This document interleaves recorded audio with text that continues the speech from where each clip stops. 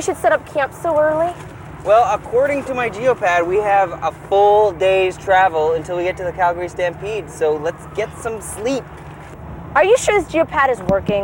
I thought we were almost at the Stampede. It's fine, okay? All that happened was a little bit of seawater. It's dried up now. It's fine. Let's get some sleep. Okay.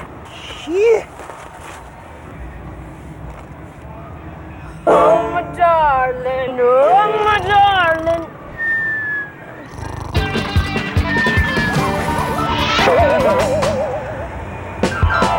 In this episode of CG Kids, we head 'em on out west to Alberta to visit the Calgary Stampede. We get a crash course in chuck wagon racing and then have a teepee raising contest. Then we don't waste any time getting the lowdown on a composting technology center. Get it? Waste? Lowdown? In Jay's geology, I discover how to collect gas from my leftover lunch. Prancing ponies, proud teepees, and piles of poop, all on this episode of CG Kids. Geographic test.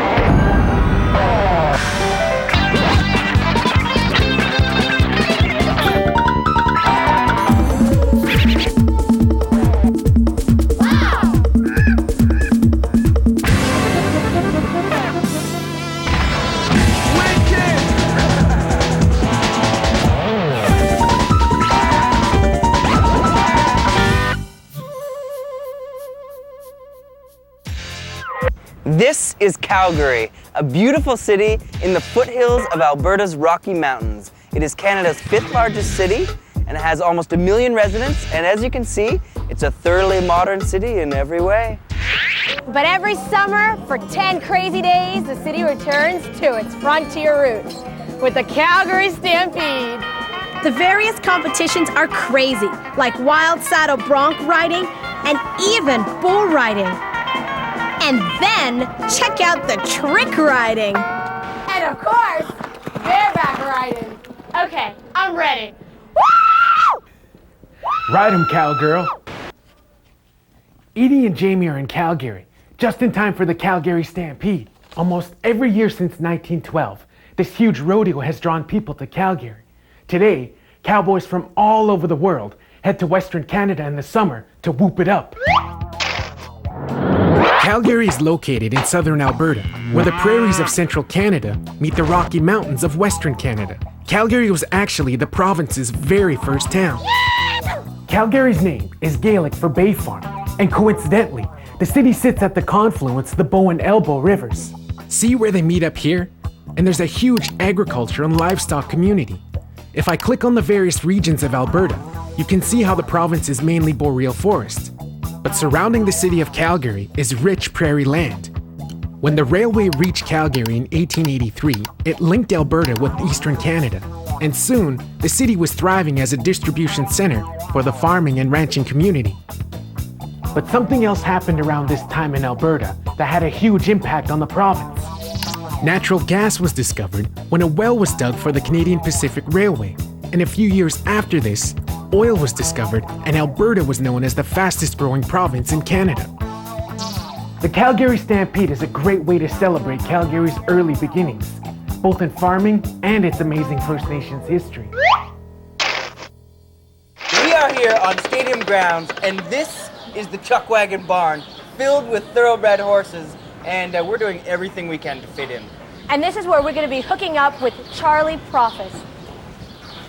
Hey! How's it going? Good, how are you? Very nice to meet you. Me too. Wow, who's this big horse you got here? This is Quincy. Hi, Quincy. How old is Quincy? 18. Wow. Thoroughbred? No, he's quarter horse. We just ride him. Oh, okay. He's your favorite horse. Right. So do you take him out and to do like chuck wagon racings and stuff? No, we just pony horses with him like in the mornings and stuff. So Not you're- big enough either. Your dad is a chuck wagon racer? Right. Yeah. And that's why you're gonna all summer long? Yeah, all summer. How do you help? What's your duties around here? Well, I mostly take the outrider horses out like before the race, so I ride them over there and then I give them to the outriders and then take them back and then ride them back here. But I also help like in the barns and wrap legs, like if they have an injury or something, then I wrap all the legs and just help with anything else I can do. How many horses do you guys have? 19. 19? And where do you guys keep them? Do you keep them where you live? Yeah, How many horses here today? 17. Whew. Yeah. You're feeding them alone? No, I have help. Okay, that's good. So let's see some more stuff. All right, let's go. So Charlie, who's this hyper horse? This is Stretch.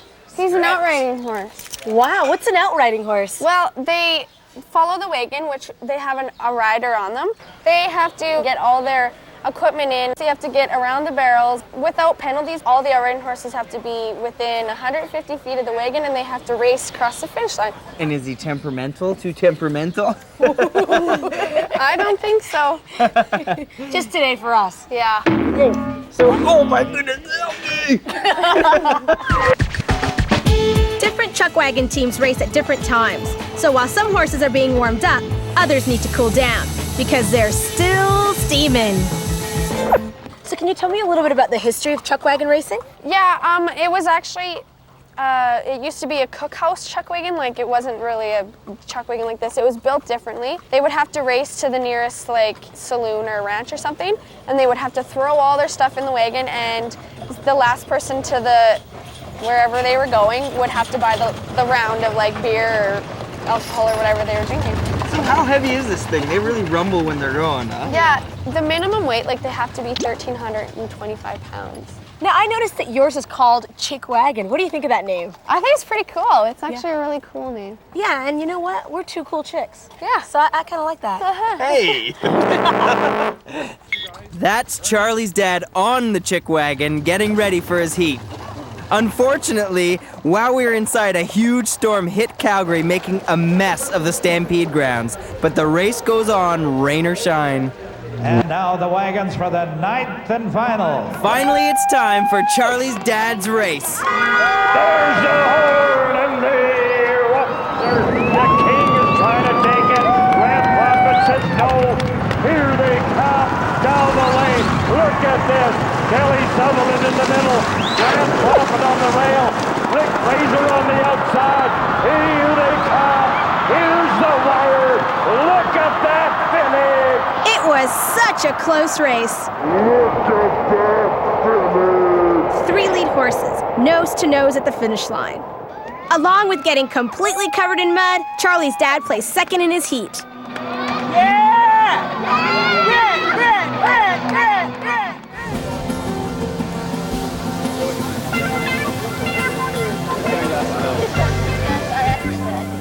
Get your flapjacks. We got flapjacks with the bacon. Hey, you look like a hungry young man, huh? Yeah. You want a flapjack? Sure. Okay. You want some bacon on there? Of course. Yeah. You hungry? Yeah. Yeah. $10. No, we're supposed to be free at Stampede. Free? I can't believe that. You know what? If you're going to give something away for free, you got to use cheap ingredients, okay? You got to find something cheap. Hey, I got an idea. Get your grass cakes. Get your grass cakes. Oh yeah, that mud's fresh from Calgary. We like it here. It's free. It's free, but leave a tip. Yeah. All right, guys, it's that time again. Time to lather up. No, it's not. It's time for the warm woolies. Actually, it's really triviography time. And the triviography question is, what is a Chinook? Chinook? It is not a type of salmon. Well, actually it is. But that's not the Chinook we're referring to. And it's not a northern Canadian explorer. Chinook of the North! But if you stick around, we'll tell you about the real Chinook. Hungry? Yeah, sushi. Thanks.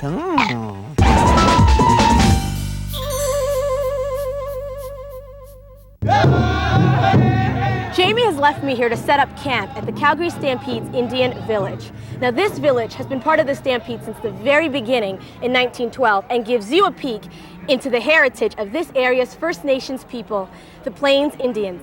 Now Marcus here thinks he can set up his teepee faster than I can set up my tent. You're on. All right then. Ready, set, go.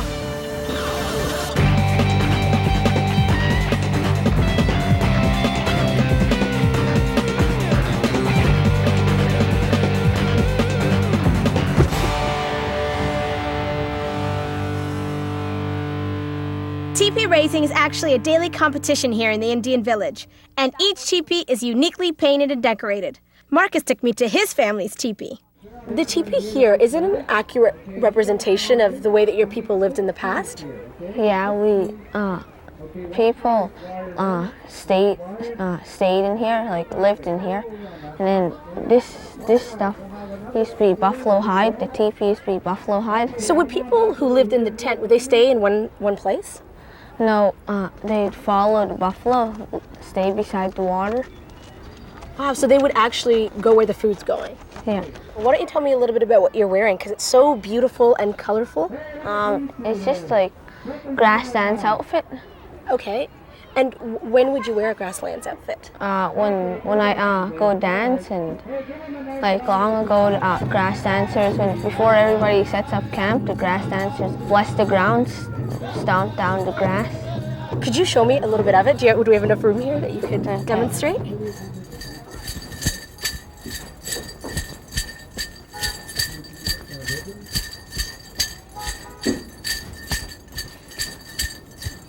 That's incredible, Marcus. What about your headdress? It's so beautiful. And are these feathers or? These? Yes. Porcupine hair. You're kidding. I really, really like it. It's so cool because it goes all the way down your back. Marcus's grandfather has been coming to the Stampede since he was a kid. I had a chance to meet up with him. These animals that are on the teepees, what do those represent? The animals that been on these teepees, some of them they've been handing down from generation to generation. That are very spiritual, some of them. And a lot of them have these lines drawn on their necks. What are the lines going The necks, they represent the life of the animal because the heart is right there. It goes up to you. Imagine up to your brain into the heart. Yep. That's how it's represented. It's like a lifeline. It's a lifeline. That's exactly what it is. And all these teepees, are they different prairie tribes? This is what they call Treaty 7. The Treaty 7 bands here, all here, like the Blackfoots, the Bloods, Pagan, Sarsi, and the Stonies. So this is a very special day. It's a special day. Because you wouldn't see all these people together usually, right? That's what I say. You've never seen this kind of camp way back. This is a unique camp in the Calgary Stampede. This is a council teepee. On the prairies, a traditional encampment would have one big teepee in the middle of the camp circle. It would be used for ceremonies and tribal activities, and it usually belonged to the medicine man or the chief. So we're gonna have a little council meeting right now. What should we have for dinner? Bannock. Deal. That's good. Can I take this off? I'm boiling in here. Not until we get the answer. Excuse me. What is a Chinook? Look, What? there's the answer. Oh! Oh, maybe we should just ask Jay. Jay, what is a Chinook? What is a Chinook? Chinook is a word first used by West Coast natives to describe a weather phenomenon. It means snow eater, and it describes the warm winds that occasionally blow through southern Alberta in the winter. These warm and dry winds can raise the temperature as much as 27 degrees in just a few hours. Calgary is famous for its Chinooks, but the winds are formed thousands of kilometers away over the Pacific Ocean. Warm, moist air masses head inland to form clouds. As the clouds rise over the mountains, they lose their moisture and become dry, warm air. This air travels over 3 sets of mountains, and by then, the air blown in by the Chinook winds to Calgary is pretty nice. Some Chinook winds can reach speeds of 160 kilometers per hour, but most Calgarians agree that a little bit of wind is a small price to pay for spring-like weather in the middle of winter.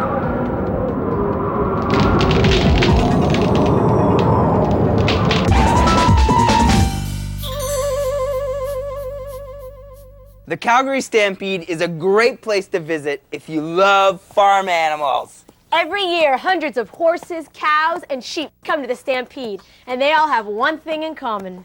They all have 4 legs. Okay, they have 2 things in common. Oh, really? Oh, well, then what's the other thing? They all leave presents.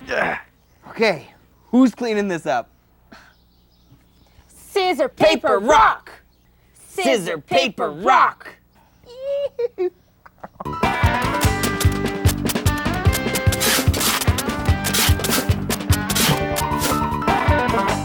So, what do I do with this?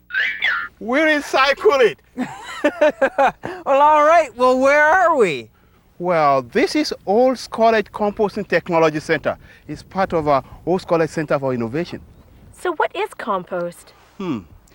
Compost is the organic fertilizer that you produce from manure and other waste when you allow bacteria to break it down. Why wouldn't you use just the manure? Why do you have to compost it? Manure has a lot of pathogens in it, and there are some other nutrients that will pollute the water and the soil. When you compost manure, the pathogens are killed, all those nutrients and other contaminants, they are removed by the bacteria. Pathogens are poisons? Pathogens are those tiny organisms, germs that you cannot see, but they can make you sick. Almost every day of the Stampede, manure is shipped up here to the center, and it takes about 2 months for it to turn into compost. And by then, it actually doesn't stink. So where are we now? Well, this pile is the pile for the municipal solid waste, what we call garbage. You've seen windrows and windrows of manure, and now you come to the other end, the garbage that we produce. What is a windrow? Each of these ridges is called a windrow. We pile the material to be composted in such a way that this equipment will be able to go over it and turn it. The windrow turner, when it goes through this, it mixes it up, it homogenizes it. But not only that, what comes out at the other end, the particles are smaller. So which makes it easy for bacteria to feed on them and break it down further. And the temperature must be right. And then the bacteria will just grow wild. So there's bacteria at work right now in this dirt? There are millions of them at work. Just about this contains between 10 and 100 million bacteria. So how do you take the temperature? I mean, this is just like a huge pile. Every day what we do is we put in a temperature gauge in each, and you'll see the temperature in a good pile should be between 55 and 70 degrees Celsius. Let's see what the temperature in here is.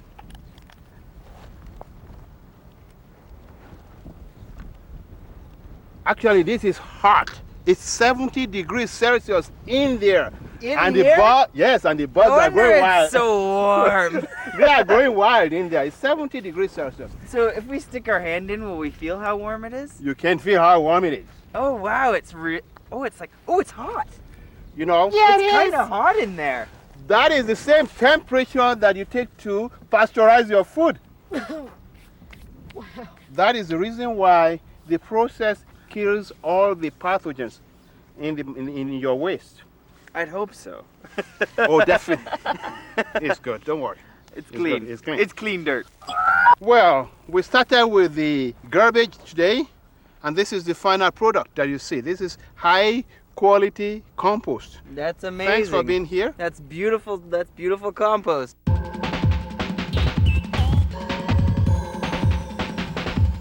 I'm using a portable camp stove to cook my chili.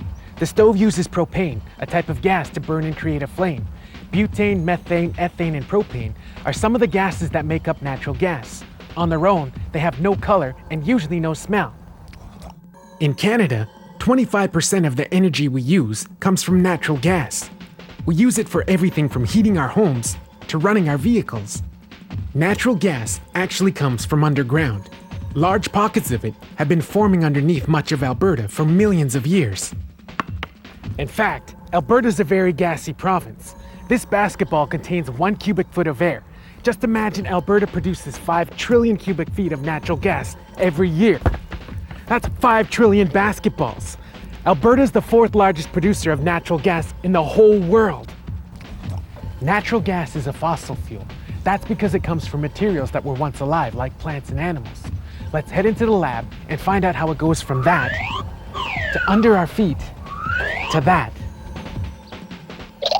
Millions of years ago, Alberta was a very different place than it is today. It alternated between being dry like my bread and being covered by oceans like my jam. Each stage had its own set of plants and animals. These plants and animals died. Their remains built up within layers of the sediment. Like most organic material, these remains broke down and decayed over time. Then the intense pressure and heat of these layers on top of each other gradually converted them into sedimentary rock. It's here that natural gases formed and got trapped within the different layers. I'm going to take these table scraps and put them into this bottle. Imagine that these layers building up inside my bottle represent porous rock, and the bottle itself represents a solid non-porous rock like shale. Natural gas can get through the spaces within the porous rock and work its way towards the surface, but when it hits the walls of my bottle, it should get stuck. My plan is to use this balloon to catch the gas. So I'll attach it to the top of my bottle and put the bottle in a sunny place. Now let's let the natural gas do its thing. Take a look at the balloon I put on the mouth of the bottle. It has inflated, with the gas that was given off as the organic material broke down. The gas was trapped by the denser layer of the balloon. This gas stays in underground pools across Alberta until it gets pumped out and processed so that we can use it for energy. Excuse me. I guess that chili made some gas of its own. A fantastic fact about southern Alberta is that it's home to one of Canada's first and largest working cattle ranches. The Bayou Ranch was established in 1882 and was known around the world for its cattle and Percheron horse breeding. It was once owned by one of the Calgary Stampede's founders, George Lane. It's also famous for employing one of the most notorious Western outlaws and train robbers, the Sundance Kid. Today, the 148-hectare ranch is a National Historic Site of Canada, and most of its famous visitors are long gone. At least we hope so.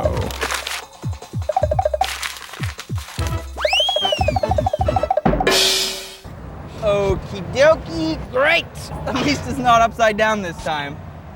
What are you doing? Do you smell something? Yeah, and it's almost like manure! Oh! Ooh, do you think it's from the composting center? Oh, no! Hey, you guys. Eldon! I'm gonna make big money off of that. Millions, because people buy that for dirt. Can you believe that? You know what? Maybe there's a hotel nearby we can stay at. Yeah. Be careful of my manure. I'm gonna sell that for dirt and make millions. Yeah. Cowboy Eldon is my name. Reading poems is my game. Riding a horse on the open range makes your rear feel very strange. If I have to travel far, next time I think I'll take the car. That's my song. Once they're done in August. Me. For real? Yeah. Like a little nip? Stretch, I thought we were friends. Stretch! Yeah, they'll do that.